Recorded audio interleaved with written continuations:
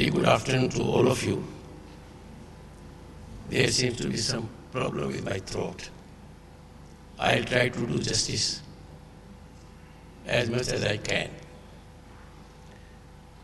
Honorable Governor Uttarakhand, Lieutenant General Gurmeet Singh. You heard him, his passion, his commitment, his emotive involvement, very impressive. The General has sagacity of a general, but works with the spirit of a soldier. He is a man who catalyzes positive change, and forest is one passion which I show in last 2 days. We had a very in-depth analysis of what had happened during last 2 days in your deliberations from Madam Juliet Bayo, Kaunyeok Po, United Nations Forum on Forests. She spelled out in great detail what had traversed, the challenges which we are facing, and what could be the way out. We had Mr. Goel from the Union Government, who spelled out with clarity, sound commitment, track record, and achievements, and the role which we all are destined to play. Dignitaries on the dais, representatives, our friends from foreign countries, everyone present in the audience. That includes my wife. Namaskar. On this, the General has already reflected. It conveys our sublime respect to those whom we address.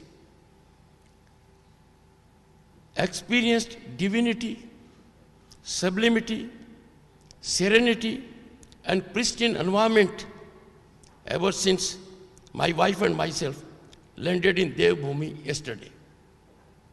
And I'm sure delegates from abroad would have similarly experienced this is a very different land on the planet. And from perspective of the issues which you deliberated, this has real relevance. My visits to Gangotri, Kedarnath, and Badrinath are ever etched in our memory. I'm sure if you have not been there, you'll spare time to be there, and you will get enlightened in a very different sense. Many in the world who are heading great organizations have been very creative in their vocation, had the occasion to get inspiration, motivation from this land. Friends, the issue that you addressed in last 2 days has a global ramifications. I, along with my wife, availed the divine opportunity at these holy places. They mark our civilizational ethos and essence to seek peace and happiness for all living beings on the planet. I am not limiting to humanity. This planet is not exclusive to humanity. This planet is home to large number of living beings. They are precious. We cannot permit them to go in extinction. Friends, it is absolute delight to be here at the illustrious Forest Research Institute for this valedictory session. The contributions of FRI in India and abroad have been immeasurable. It's a nerve center, epicenter of affirmative changes when it comes to environment and forest. FRI has long been a sanctuary of knowledge and innovation in the realm of forestry. And I'm sure the challenge which the world is facing at the moment, this is the right place that can engage in innovation, research, directional approach, and focused areas. FRI has not only been institutional in advancing scientific research and technological applications in forestry, but it stands as a premier training academy for the officers of Indian Forest Service. And they are the ones who will catalyze positive situation in Bharat. And my foreign friends would be happy to know we are 1/6 of humanity. Congratulations to the Ministry of Environment, Forest and Climate Change for facilitating this crucial and impactful event. You heard the Director General, and the Honorable Minister is also very passionate about it. He is in a missionary zeal. He is working in overdrive to accomplish what, according to me today, is critical need of the planet. In this country, which is home to 1/6 of humanity, we are lucky to be living in times which is Amrit Kal. That is, my friends from abroad can note, 75 years of our independence. And this Amrit Kal for us is a Gaurav Kal. There are many aspects where we can take pride in our epochal achievements that are bearing also on the issue which you addressed during last 2 days. Honorable Governor indicated about rise of Bharat, India. You would recollect, just about a decade ago, India was counted as fragile 5 economies. Those economies that were in some sense burden on the globe. Where have we come now? In 2022, as the Honorable Governor stressed, we became the world's 5th largest global economy. In the process, we overtook UK and France. There are all indications that by turn of this decade, by 2030, we would have overtaken the economies of Japan and Germany to be the 3rd largest global economy on the planet. This accomplishment by Bharat, India, in turn casts on the nation a great obligation to secure synergetic response for tackling issues that are being faced by the planet. We have been acknowledged by global outfits, including IMF, to be the brightest destination of investment and opportunity. Our digital penetration, and I'm making reference to this because this has great impact on the existential issues which the planet is facing, and we have to find resolution thereon. Our digital penetration and spread has stunned the world. Our digital transactions, my dear friends, in 2022, being 4 times of the transactions in US, UK, France, and Germany, all taken together. Not a small achievement. Our per capita internet data utilization during this year, 2022, was more than the combined data consumption of US and China. Growth trajectory of Bharat and other nations, I have no doubt, can be secured when all on the planet are aware of existential critical challenges. And that is the writing on the wall. Maybe a few decades ago, the issue was not taken that seriously. But now, everyone has come to know about the challenges the planet is facing and the draconian consequences it can have. It is heartening, a positive development. The nations of the world are converging with positive mindset to find a solution to these problems. And the deliberations you had are part of that. But friends, a brief reference was made by the Honorable Governor. For thousands of years, our history, our civilization ethos, they converge on one aspect, which in Sanskrit is known as Vasudev Kutumbakam. When India got the presidency of G20, a remarkable event at a critical time in the history of the planet, we had a motto for that. And that motto was, we take the world as one earth, one family, one future. Friends, what you addressed, what you deliberated, what you worked to find resolutions is to secure this.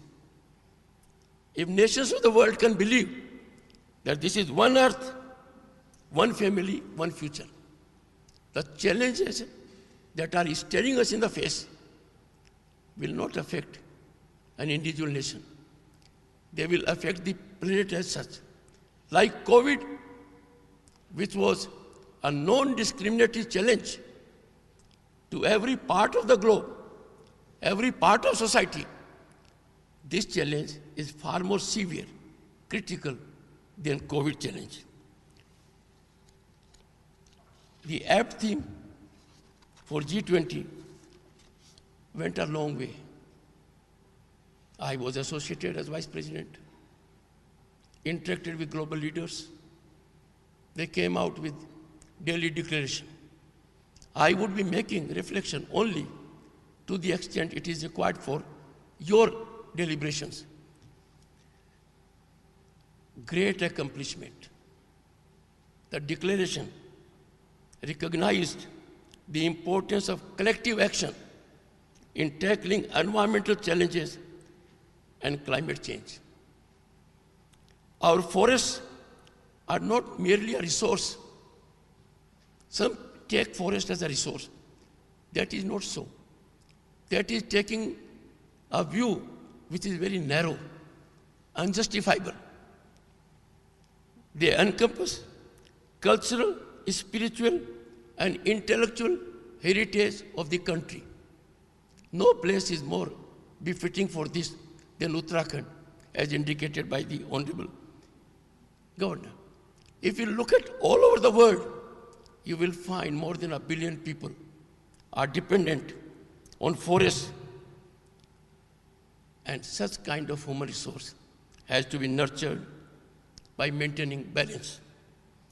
Forests, besides providing habitats for animals and livelihoods for humans, forests also offer watershed protection, prevent soil erosion, and mitigate climate change.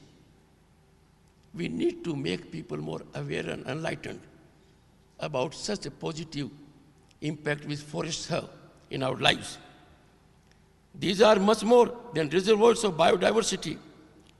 They are also the lifeline of millions of our citizens on the planet, especially in our country, the tribal and forest-dependent communities.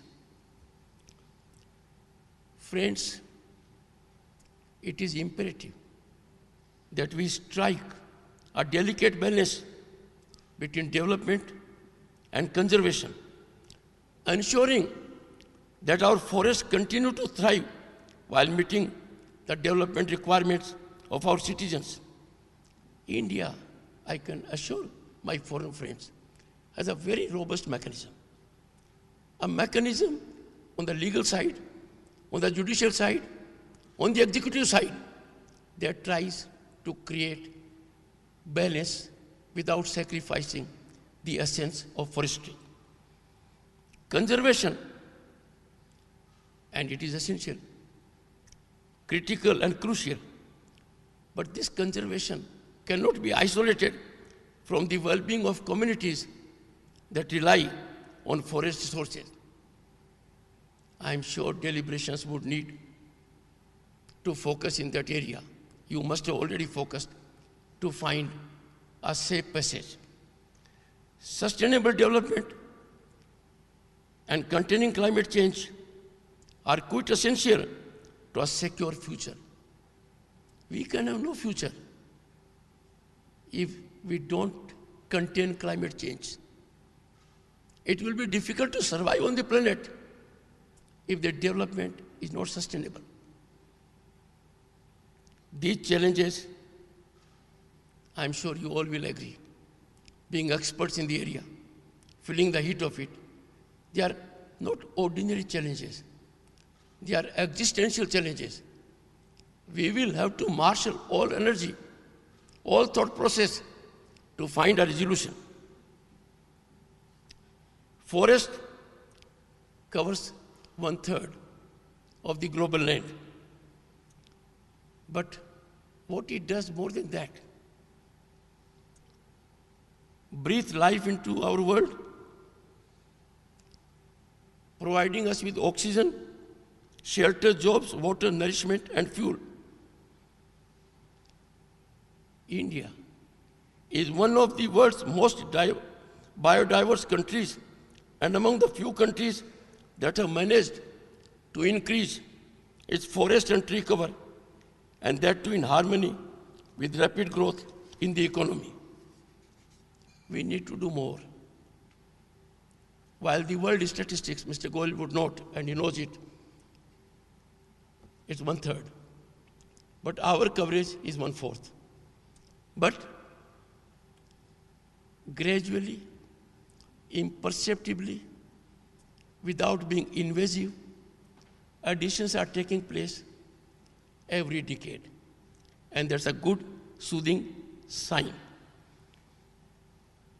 Friends, people at large, sometimes knowledge is the greatest game changer.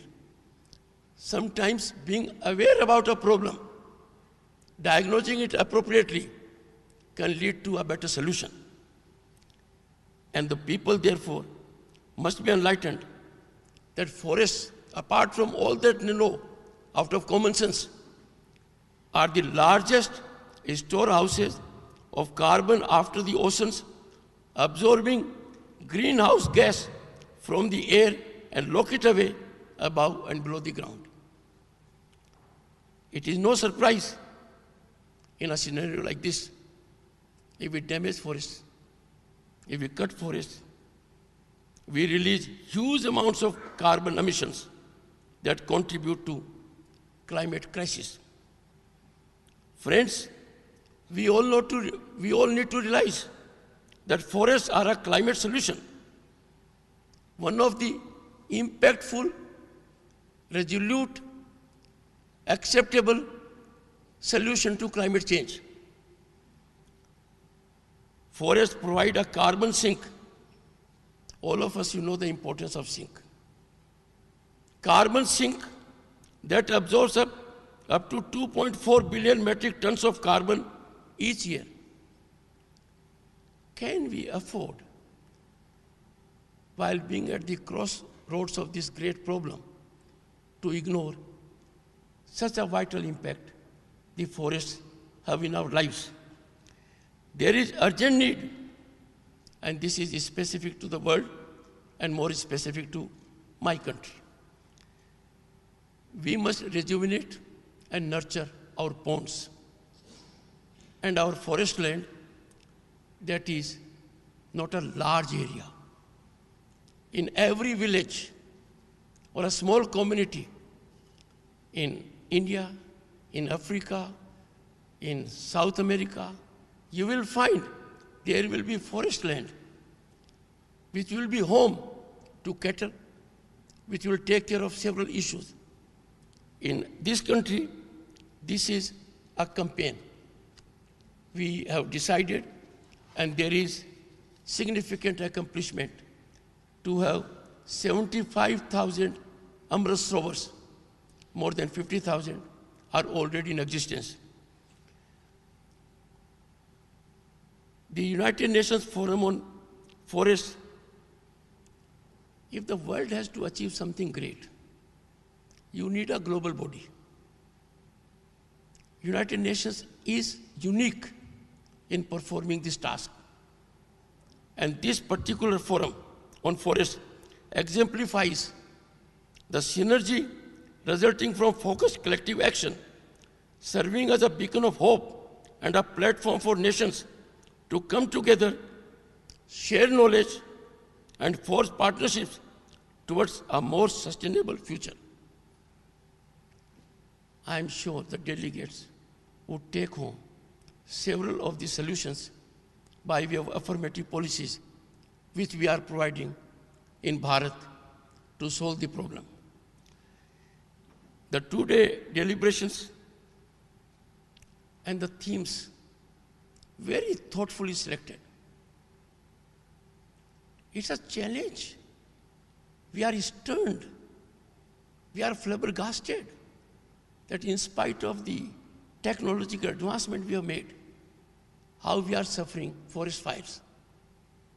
Even the most developed nations are unable to find quick solution.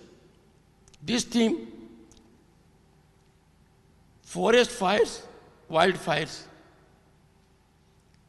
this issue is very technical. It has to be addressed and resolution found in a multi-layered approach. Technology being one of them, making people aware is another, sustaining forests in the right manner. And you would know more about it. I'm not an expert. You all here are. And the second theme, forest certification and sustainable forest management. Nothing can be more critical. I said more than 1 billion people. I can say more than the population of India, 1/6 of humanity. All over the world, we have this population. Life, livelihood, existence of these people is dependent on forests. And therefore, I congratulate the United Nations Forum on Forests, the officials of Government of India, for having very imaginatively thought of these two themes that are of great contemporaneous relevance, not to a country, but to the world at large. All over the world will find one thing. The underprivileged and financially weaker sections of our community, they often bear, and they bear most, they bear it severely, brunt of nature's fury. In our country, fortunately, we have developed an ecosystem because of our scientific growth, technological application, that if we are visited with natural calamities, we warn the people well in advance. Our shores are sanitized of the vulnerable presence of fishermen and otherwise. It being limited. But then that is one way. How to ensure that the problem does not arise is a critical issue. Can there be predictability of that? Can we use science to a level where we can find resolution of this serious issue? Another aspect, the world over, and our Constitution in particular provides for it, equitable distribution of resources and social justice, which means the governance must be of a kind that impacts the last man in the line. It changes the life for the better of that category of people who have lost hope. By series of steps in last decade, India's performance has been phenomenal.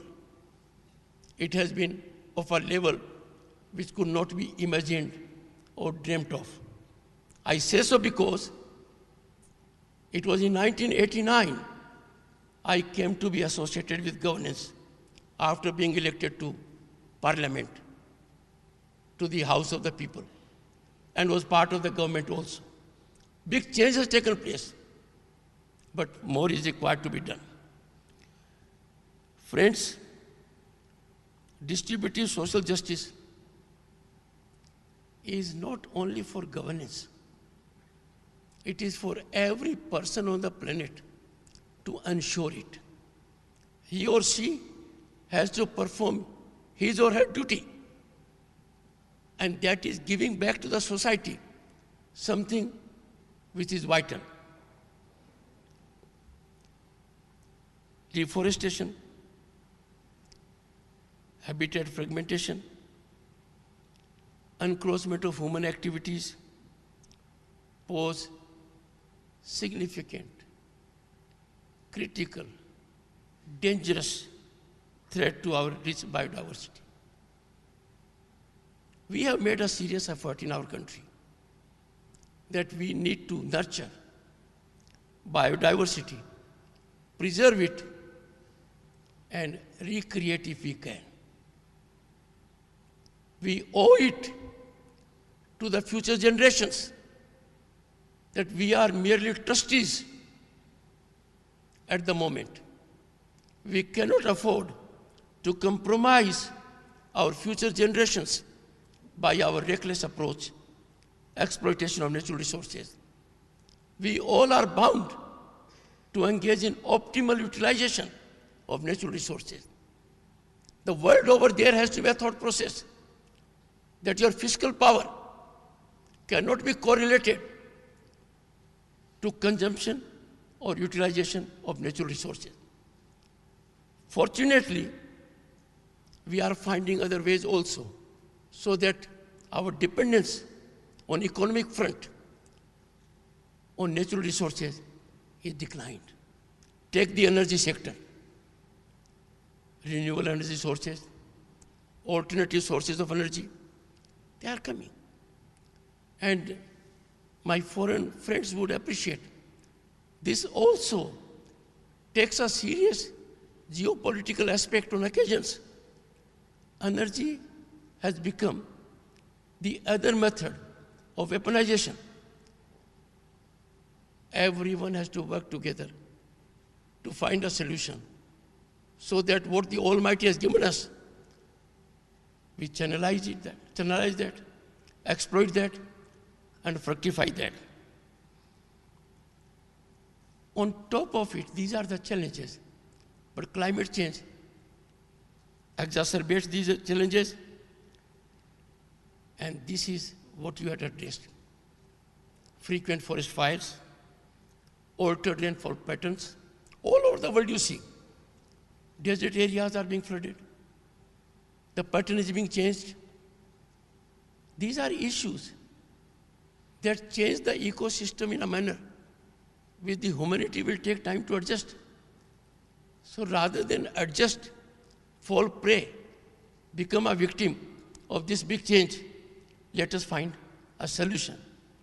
I can assure you, the world has enough intellect. The nations have enough worth. If they converge, they'll find a solution. What is more important, they need to realize there is a problem facing us. Implementation of innovative technologies is required to be there.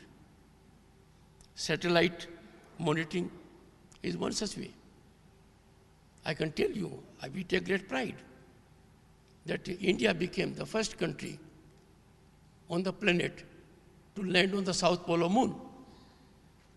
But what is more important is our ISRO, a great scientific outfit, has contributed massively by putting satellites of other countries in the space who are engaged into resolution of issues which you discussed. And including of those countries that are very developed, because ISRO is good value for money and has scientific, sharper, cutting edge. Sustainable development few years ago was just a word, a slogan. In last 10 years, in India, we have realized it on the ground. The ambitious National Clean Air Program, Swachh Bharat Mission, and in the Green India Mission, they are testament to the far-sightedness, visionary approach of the Prime Minister Narendra Modi, who has a passion to work for humanity. He has a vision that is in consonance with Vasudhaiva Kutumbakam, that one earth, one family, one future. And then is quick at execution. This has happened.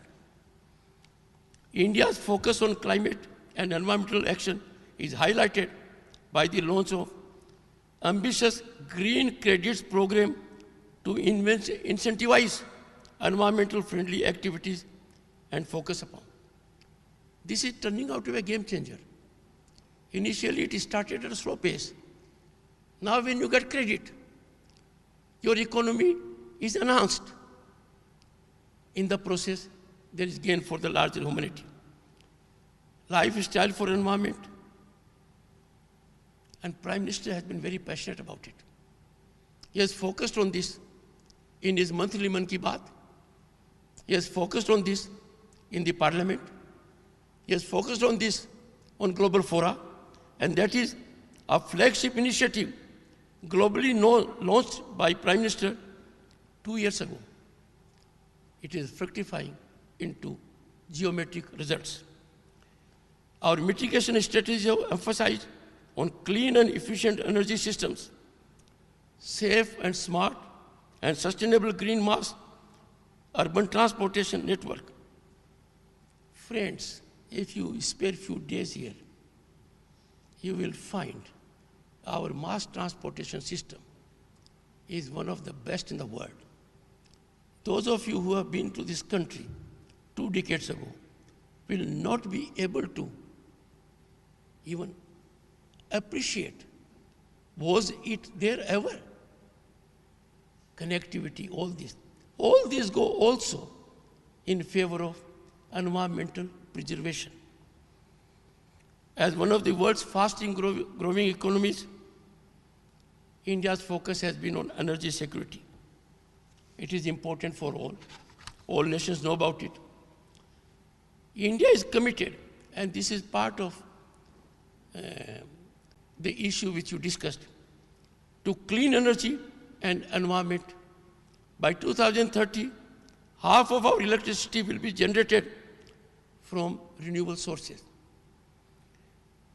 And let me tell you, friends, there was a time when we used to wait for years and decades to adopt technology of the world. Now, we are in the front of using this technology. And this technology that makes our environment aspect under control.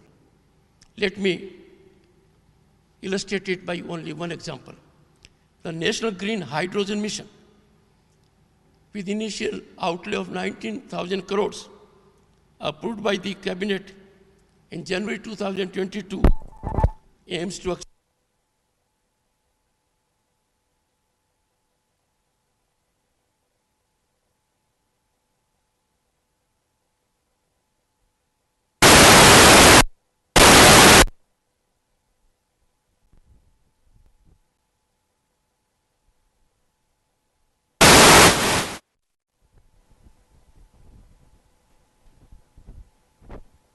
applying this are not in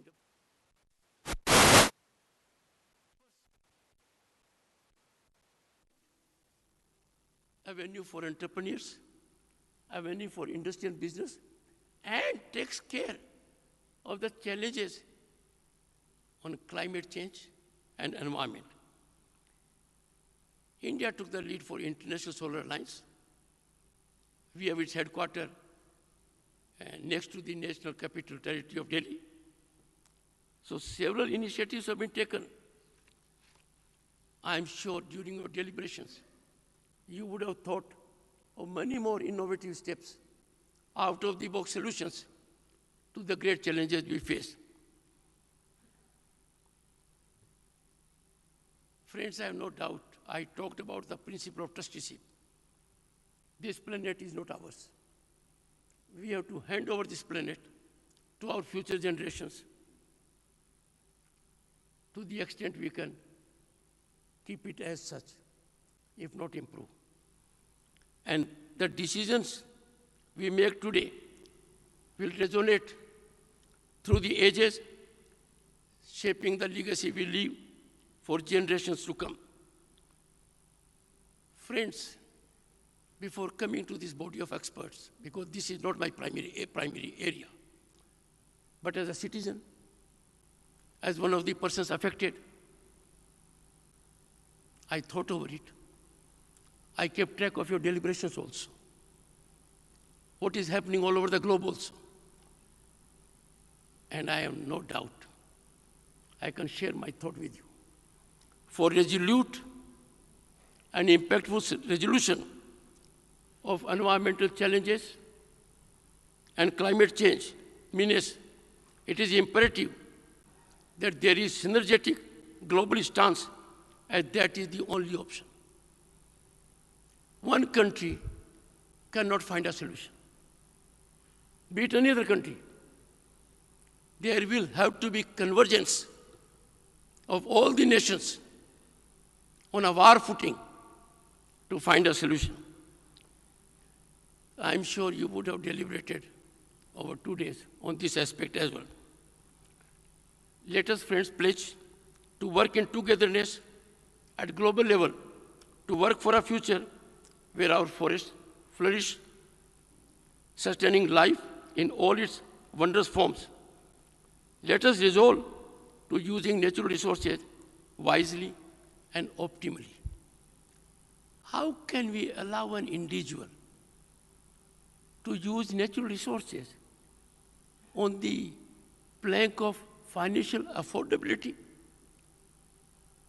It is unjustifiable. It is iniquitous. It is unacceptable. Everyone on the planet is required as a trustee to use natural resources optimally, frugally, and I'm sure this will happen. One of the greatest human beings, according to Einstein, people will not believe that he walked on this planet, was father of the nation, Mahatma Gandhi. His sage advice, I will end by quoting him. What the father of the nation said, I quote, the earth has enough for everyone's need, not for everyone's greed, unquote. See it in the context of sinister, pernicious mechanisms all over the world when they deal with wildlife, when they deal with forest produce. I am sure your deliberations would go a long way in shaping a strategy that will help the planet at large. I am grateful to the organizers for affording me this unique, rare opportunity to reflect on an issue that touches lives of every living being on the planet. Lastly, to our foreign delegates, do please spare time, look around India. I can tell you, you will see that kind of culture, diversity, both in nature and human species, which you may not find elsewhere on the globe. Thank you so much. Thank you for your time. Jai Hind, Jai Bharat. Thank you.